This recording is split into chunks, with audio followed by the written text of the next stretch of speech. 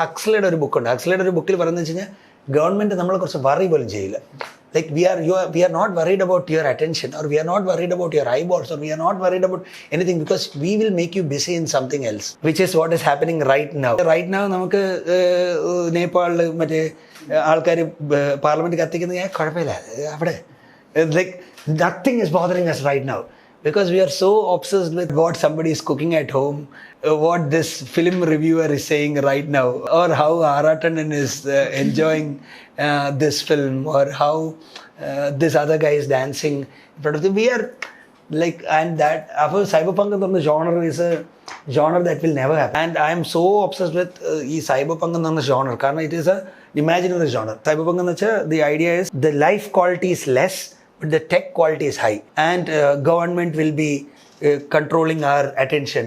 1984 concept ഒക്കെയാണ് നമ്മൾ വിചാരിച്ചിരുന്ന ഫ്യൂച്ചറിൽ.